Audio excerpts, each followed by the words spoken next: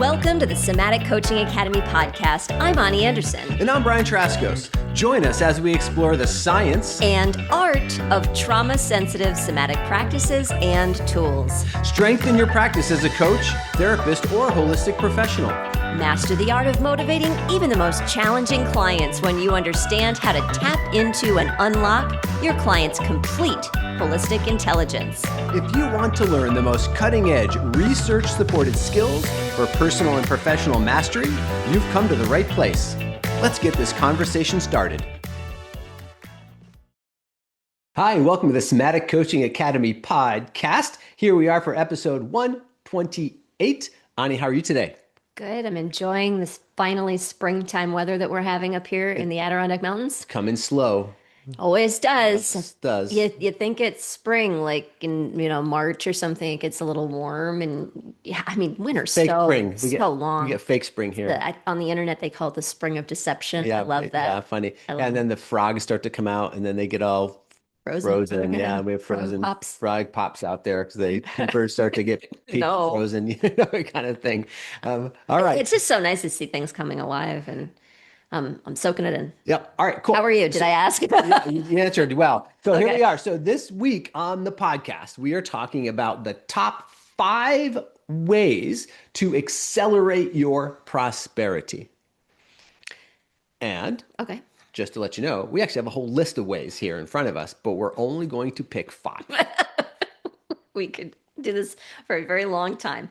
But hey, Brian, before we get started, I think it might be good to talk about what prosperity is, because I think it's one of those words that gets tossed around that maybe we don't know what it means. And perhaps to the difference between abundance and prosperity, because I think those things can be used interchangeably sometimes. Sure. Just so we can all be on the same page with what we're talking about. Sure. Well, I looked up the definition, believe it or not, of prosperity. I don't have it written down in front of me, though, so I'm going from memory here. Get out of here. So this might not be You're fired. Perfectly accurate, but here's the idea. Prosperity, from my recollection, is a condition of thriving, especially as it concerns finances. Mm-hmm. There was one more part to it. Good fortune. It was something about creating good fortune. Mm-hmm. Those were the 2 parts of the Oxford Language Dictionary definition. Thriving, good fortune, something about money. Yeah, something about thriving, especially in the area. It didn't say solely in the area. It said especially in the area of finances. Right. Mm-hmm. Yeah. Okay. Yeah. Because wealth for me is a little bit easier to conceptualize than prosperity. Because like I said, I think different people use it to mean different things. So what about abundance? So this is the way I think about abundance and prosperity from through a universal lens. I think about abundance as being everywhere. So if you look out in nature, there's an abundance of, where we live, there's an abundance of trees. There's an abundance of squirrels. Oh my God, we have so many squirrels. We need to do something about the squirrel issue. Just baiting you. Yeah. Well, and because we have an abundance of squirrels, we have an abundance of ticks, because squirrels are a big tick vector. They carry these ticks around, and that's a problem. So we have abundance of squirrels, we have abundance of ticks, we have abundance of birds come into the bird feeder, right? We have abundance of trees. We have abundance of, there's a lot of abundance around us. There's an abundance of sky if you look up in the sky. And there's abundance everywhere, to your point. I mean, we're talking about natural stuff because we live in the woods, but there's always abundance. Yep. Abundance is it's a lot. No matter a lot of stuff. Right. Abundance. No matter what you're assigning the element of abundance to, you could be in a city and there could be an abundance of concrete. There could be an abundance of cars, but abundance is a thing. So abundance means that there's plenty of stuff in the universe to create from. Even if you think about the invisible stuff in the universe where things are created from, there's an abundant field of potential energy that's just waiting to come into physical manifestation. Right.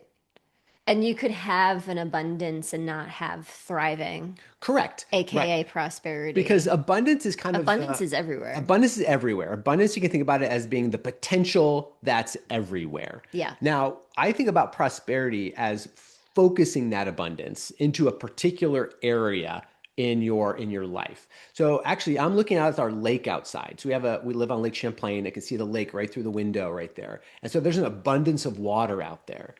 But if I needed that water to drink, the water could be there, right? But I'm not quenching my thirst with it being over there. I have to find some way to direct it to me, Mm-hmm. sort of You're thing. gonna sit here and meditate and Well, no, I'm gonna. What if I'm what if I just built kidding. if I built like a sluice or something like that? If I a What? sluice like a What's this channel. loose? If I built a channel Dr. to Seuss? Dr. Seuss to drain the water to me, that's how I think about prosperity. So when you have abundance and you do things to channel that abundance into specific areas in your life, then that creates prosperity in specific areas because the abundance is always there.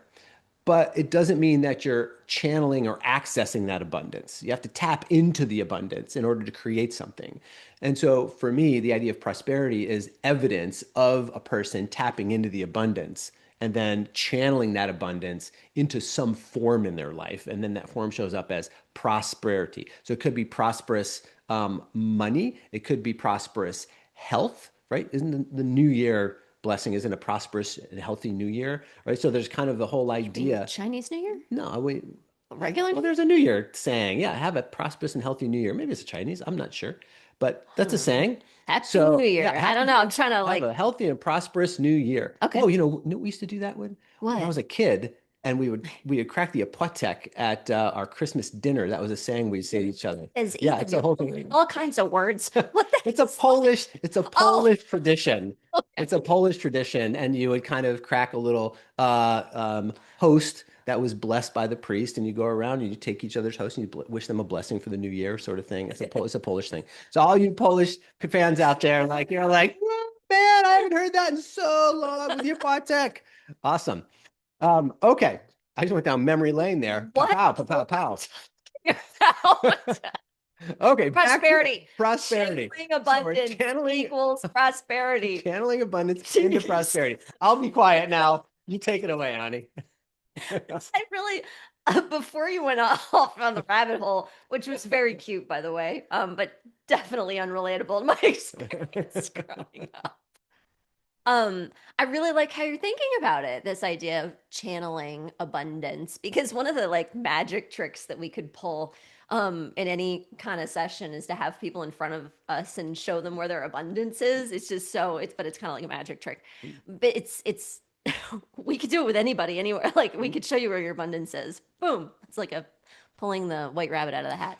But to actually have that turn into prosperity does require this idea of channeling it. Yeah. So I think that's with these top five things to accelerate your prosperity. Actually, that's kind of what we're starting to hone in on is how to channel that abundance that's everywhere. Yep. Yeah. So we've got more than five, but we're just going to All right. pick five. What do you want to start Okay. with? I think one of my top ones from the list that we've generated, I think these are all great, by the way, all the whole list that both of us came up with. But my top one is you have to be able to manage your energy. Mm-hmm. Right? That's really, really important. And we say manage your energy. What do we mean by that?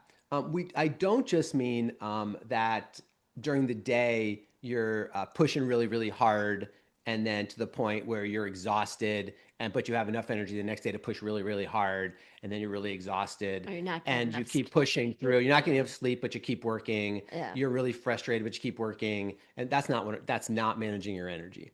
So when we talk managing your energy, I'm talking about managing life force energy, managing the life force energy, the energy that animates all things. In some way, it's very akin to the idea of abundance. Well, I was just thinking, like, what you're saying, managing your energy is actually channeling abundance. Exactly. It's like the same thing. It's basically the same thing Yeah. because life force energy is abundant, right? Yeah. The force that animates all living things is abundant. It's like It's the everywhere. core thing of abundance. Right. It's a core part of it. And that's why I say that's for me, that's the number one. So you have to really be able to, first of all, have enough energy. We Hmm. have to be able to gather enough energy on a regular basis. And there's ways that we, work with our clients and our students in order to do that. So you have enough energy. The next thing you need to be able to do is circulate that energy through your physical body, through your energy body, And right? not have it get Not have it get stuck stuck um, and and and stagnant stagnant. on limiting beliefs and difficult emotions and things like Yeah, that. and also not let it leak out. And not let it leak. Are you a leaker? Yeah, you don't want Just leaking be energy, honest with yourself. stagnating energy. Like this is all kind of gets into this idea of energy management. And then you need to be able to direct the energy. Coming back to the idea of prosperity is really about focusing or directing abundance. Once you have enough life force energy, and once you know how to circulate life force energy in your life unencumbered, then you can learn the ability to direct that energy into specific places in your life that will create more prosperity in those areas of your life. So for me, that idea of managing your life force energy is the most important one. I think I agree with you. Cool. Yeah. All right. What about you? I definitely agree with that. It's the base of it all.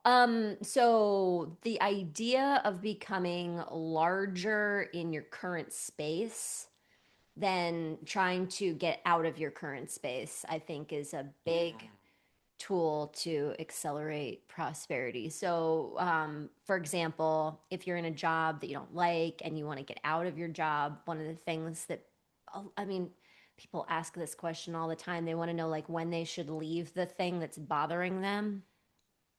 The best way and when is when you have outgrown your current space. Mm. And when you leave, it's just natural. It's not like a breaking of something, it's an evolution of something, and it's very different. So I think that that's a real prosperity accelerator because it's something that you can do right now, Hmm. any moment, is you can become even better in your current space. And the challenge, and I think the belief is that if I don't make a move, then I'm not, I'm that seems like it's the thing to accelerate the prosperity is actually to get out, when paradoxically the way to accelerate prosperity is to make yourself bigger in your current space, bigger and better in your current space. Yeah, to expand beyond the what the current space is requiring or asking of you, right? To build your capacity past it. Yeah. You know, I've had some interesting experiences working with clients who are doing just that. And where you had just mentioned that it doesn't feel like a breaking. For some people, though, it feels very antagonistic from the other people in the organization when you're becoming bigger than your current space. Oh, It for can be sure. It threatening can to be other threatening people. to other people. Yep. It Yeah, can be but threatening to leaders in those spaces. right. It can be threatening to colleagues in those I got spaces. fired from a job because of that. Mm. But I'll tell you, I wanted to leave that job for a long time, for I don't know, maybe 2 years, and I didn't leave. And I mean, I didn't leave at that time because I was 23 and scared and didn't know better. So, um, and I decided to stay and become even better where I was, and then that started to become threatening to other people. But when I got fired, I it was kind of it was actually a very big shock because I was like, "Hey guys, like I'm doing awesome. This is awesome. We're getting along awesome. Like everything is awesome." But I got fired because my boss was threatened by the expansion. Yeah, yeah. And so that can happen in that's a real thing that can happen. So as you're listening to this, But it was a if gift if for me. if you're expanding beyond your current place, but you're getting pushback from people in the organization, it doesn't mean again that you're doing something wrong Yeah, or that it's bad to expand beyond your current space. So you have to really kind of understand how the laws work. I was fortunate enough of the four kind of jobs that I had before from four professional jobs that I had before I started my own practice, only one of them I had that situation occur in, where that's I was growing beyond my probably personal pretty. space. It was very antagonistic, Yeah, very difficult, very, very, very hard. I was forced out to leave. All the other places, as I was growing, they were like, "Wow, Brian, it's time for you to move, time for you to go. We celebrate that. right. You're like you're ready to kind of launch." And I have, I still hold them in my heart as being warm places Yeah, that a part of my experience, yeah, sort of thing. yeah. So I just want to kind of lay that out there. That's a really Absolutely. important principle for sure. And sometimes people around you will push back on that. Yeah. So that's a prosperity accelerator, even though it seems paradoxical. Like, what do you mean I've got to stay here in order to increase my prosperity? Shouldn't I leave and go in a different direction? Yeah, but to your point, Ani, that the universe actually will offer you a ramp a place to grow into when you outgrow your current place. Yep. And then that becomes a very natural transition for people. So it's all of a sudden like an opportunity shows up and you're like, oh, here's another opportunity to move. And then it seems very clear because you've expanded beyond your current space. Yeah. You were kind of like that for me. I expanded beyond your current space. No, when I got together with you, you Oh, were kind of like an off ramp oh, it's okay. of Okay. expansion. All right. That's good. Well, Next. I'm glad you were able to step up to that level. All right. Okay. Next thing. So another one that I think is a really important, and I'm going to say it before you do because I think you're going to pick it. Oh, So you I time that out. Like this is sluggard. like tic tac toe, and you Uh-huh. like want to get the right order. So Go. mine is stop making Decisions decisions based based on on what what you you currently currently have. have and start making them based on what you can create or manifest from the I decision. do like that. Such a good one. So think about this accelerating principle for prosperity. So often we make decisions based on what we currently have. Like, in other words, there's an opportunity to channel our energy, our creativity, our gifts, our whatever it is into a certain area, but it costs a certain amount of money. Let's just make it very clear. Let's say the opportunity, the investment costs a certain amount of money. And let's say it costs, I don't know, $20,000, but you only have $5,000 in the bank. And people make decisions based on what they currently have. They say, wow, I would love to do that. That's exactly what I want to do. That's where I want to grow. That's where my gift wants to lead me. But I only have $5,000 in the bank. So I'm going to make a decision based on what I currently have. And the decision is no, I'm not going to do it. So that will not accelerate prosperity. No, it keeps you the same. Keep will keep you actually the same, and it actually might cause you to actually revert deeper into a limiting belief.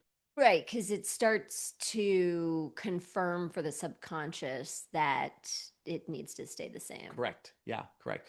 Whereas if you said, okay, I am going to make a decision that I can create, manifest, acquire, channel the resources I need to grow in that direction, that's a very prosperous decision.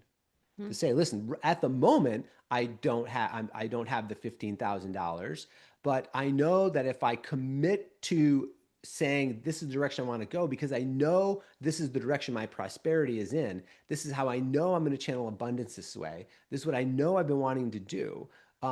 I know I will be able to then gather those resources. And we've seen people do this time and time again when they've chosen to do it to find, Oh, acquire, channel the absolutely. resources after they make the decision, not before. After they make the decision. Another way to think about this too, Brian, is stop making decisions from lack. So stop making decisions from what you currently have. Another way to think about it is like making a decision about what you want based on what you have that you don't like.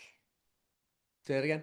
Making a decision about where you're going to go next or what you want based on what you have that you don't Oh, like. got you. Yep. Right. So a prosperity accelerator tip is actually to make a decision based on what you want, not on what you don't have, which is saying what you were Yep. saying. It just kind of puts a different spin on it or whatever. Also, stop making decisions from what you currently have, Hmm. which for some people is that lack idea. Speaking of lack, can I bring up another one? Yes. Ready for our third tip, or is this like a 2A No, or it's 3A? no, it's We've done three. two. It's Is this three. four? No, it's three. Oh my gosh, I don't know. You're confusing me. Be keeping track. Okay. It's another one. Okay. Another one. Gotcha. Prosperity acceleration tip is really being in the flow of reciprocity Mm. and mutually beneficial relationships and partnerships. Now, when you hear me say that, you might think, well, I got to get rid of everybody I currently know and get new people in my Uh-huh. life. And that's not what I'm talking about. It's a way of seeing prosperity. I could talk about this for a whole podcast, Brian. So, with clients that I've worked with, one of the things that can really come up for people is how hard they're working and other people are getting ahead so much faster. Hmm. And yet these folks also are not willing to really, and I get it, I've been there too, um, ask people to work with them. They're not really willing to reach out to their community and, see if there's mutually beneficial ways to move forward with partnerships. They're not willing to just have this kind of flow around reciprocity. There's all of these hangups around like me and what I'm doing and what you're doing or not doing, and rather than, and this really is like a frequency change kind of thing, but being able to be in the flow of reciprocity, being in the flow of a partnership where both people can win and both people can be looking forward in a common direction, and it doesn't have to be a push pull. When clients get in alignment with the flow of reciprocity, there can be, when they can release a bunch of beliefs and attachments and stuff, just this real ease Hmm. around prosperity that like basically it's just gets to be this really fun creative process. Yeah. Yeah, as we were talking about this last night, we had a really dynamic conversation about it. This particular tip on prosperity acceleration, and one of the things we were talking about in terms of tactically how that might look in partnerships, not like a personal partnership. Let's say business, like a business aligned partnerships, affiliate partnerships, and those kinds of things. How important it is to basically kind of go quote unquote go first or give first and be the person who says, listen, it's important to me that I help you succeed as like, in other words, help the partner succeed. And so what can I do to help you succeed? And this is what I'm going to do. And you really kind of lead the energetic charge for creating the mutuality, the mutual abundance to kind of occur. And for every a successful partnership that we've created with our affiliate businesses that we work with, like that's kind of have has been our motto of like we want to help them succeed. How can we do that? Well, how can we use our gifts, our skills, our knowledge, our wisdom, our experience to help them get more of what they want And and really, really lead that way? and unattached to what's going to come back, knowing that it's going to come back for us. And we're also not afraid to ask Mm. for whether, it's money or exposure or things that are going to lead to more credibility or whatever, like mutually beneficial partnerships. We're not afraid to ask for that. But also not being attached to it, because knowing that whether it's going to come through this relationship or it's going to come through another relationship, we know it's going to come. Yeah, because I think a little thing that we can become confused by as business people and entrepreneurs is the kind of the business idea that you want to try to get more than you're giving, right? I mean, it's like we want to just get more than we're giving. If you look at kind of quote unquote successful people in business, oftentimes you'll see people get ahead in business who are basically getting more than they're giving. But believe it or not, that is not a prosperity accelerator. Well, and then people would say, well, gosh, I've got to give more than I get. Okay, I get that, but I am giving all the time. And so I hear you, and you've got to be willing to ask for reciprocity too, and you've got to be able to like take a stand, because, and when I say that, this is so nuanced. And again, I wish we were talking about it for a whole entire podcast. Maybe we will someday, but like when you change something in yourself, or when there's a change in a dynamic in a relationship, there is going to be resistance that comes up because it's a part of the process. And so navigating resistance gracefully and skillfully is a skill. And you get to learn more about how to do that every time you step up in a win win kind of way. When you take a stand for a win win, then you get to entertain like, how could I really have this standard for myself and us, and allow more grace here for the fact that there's probably some resistance that's going to come up, Hmm. and you navigate it differently. Yeah, yeah. And it's really about being in that flow of giving and receiving, an equitable flow of giving and receiving, Yeah, and allowing it to happen. allowing it to Really happen, allowing it to happen. and also being aware of all the forms in which the giving, but especially the receiving occurs. Because Yes. oftentimes we, as being on the mutual beneficial receiving part of that relationship, we become very fixated on how we want that receiving to show up. And when we don't see it showing up potentially that way, then it creates resentment and challenge, and we shut down prosperity flow. So we actually have to be able to open our perceptual lens up to all the ways that prosperity is flowing back to us in rhythm and cycle with our giving. 100%. You're right. Would be great for a whole podcast. And we do a lot of just mindset work with people around that particular thing alone. Just that thing. Just becoming aware of all the places that they are actually receiving that they're not aware of receiving because they're so attached to it coming back in one form or another. Mm-hmm.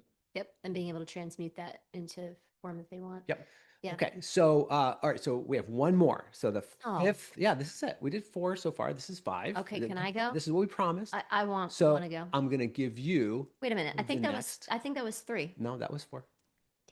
Damn. Okay. I really want to do this one. Okay. Do this one. Safety in a person's body. It's important to me. Okay. So a prosperity accelerator is creating safety in your body. Mm-hmm. Because from my experience with working with individuals over the years, you're either a person who's programmed with enough safety in your body to be able to have the success that you want, or you're a person who is not programmed with enough safety in your body to be able to have the success that you want. And there's all of this stuff out there in, that you see talking about, pushing through and going hard and all of that stuff, that relates to, and I've even heard people say that adults don't need safety. I've heard that too plenty of times. But it's actually not true physiologically. Physiologically, we do actually need safety in our body. Now, perceptually, creating safety is really quite a thing to learn about because we create unsafety for ourselves perceptually all the time, subconsciously. And so becoming aware of where we're doing that. But back to this, how do I accelerate prosperity? If you have any tethers to, and I think a lot of people do, not safety, then that's a cornerstone thing. So if you have had any kind of trauma or abuse in your history, if you've been raised by people who have trauma or abuse in their history, if you are a person who has a less privileged background in some way, those are all kinds of things that probably point to the fact that you, if you haven't done this already, need to create safety in your body. I mean, I've worked with people who are so successful, who have had really successful careers, who have made lots of money, who have had lots of accolades and stuff, and then they go off to start their own thing, and they're so stymied why they can't move forward faster. And no one's ever talked about this, and they have some kind of thing in their subconscious around the fact they don't completely feel safe. And as soon as we start to tackle that, things start to shift. Mm-hmm. Yeah. Just to go back a little bit to what you're saying, I believe that adults do need safety, to your point, because which is what you said too, which is because all organisms need safety. And that the difference between adults and kids is that kids can't create their own safety, where adults can learn to create their own safety. Right. And how important that is. Yeah, right. And adults are trying to create their own safety based on their conditioning as children, though. Sure. Yep. Right. Yeah, so that's where it 100%, starts to get wonky. But yeah, and what a world. I mean, what a prosperous, abundant world to live in where we all feel safe. I mean, that's one of the things that we really believe as a tenant, to be able to express. So our mission at the Somatic Coaching Academy is really for people to be able to express their themselves fully in the world, have the freedom to express themselves, and until everybody's safe. Not everybody's going to be able to do that. Mm-hmm. Yeah. Yeah. So it's really important to us. Yeah. So there you go. So you have 5 ways to accelerate your prosperity. If you want to know more ways, then, hang around, come back, send us an email, check us out, look at our stuff. Because we'll be sharing some more ways upcoming sometime in the future. Come to a webinar, come to a program. Yeah, it sounds like we've got a part 2 in the making too. All right. Have a wonderful week. We'll see you next week. And I hope it's prosperous. That too. Bye-bye. Thank you for listening to this episode. We hope that this conversation will help you improve your practice and change the way you think about your work, your clients, and yourself. Continue your exploration of trauma-sensitive somatic coaching by listening to more podcast episodes at somaticcoachingacademy.com. You could be the trusted guide that people turn to help them with their most challenging situations and to reach their most precious goals. Thank you for joining us. We'll see you next time.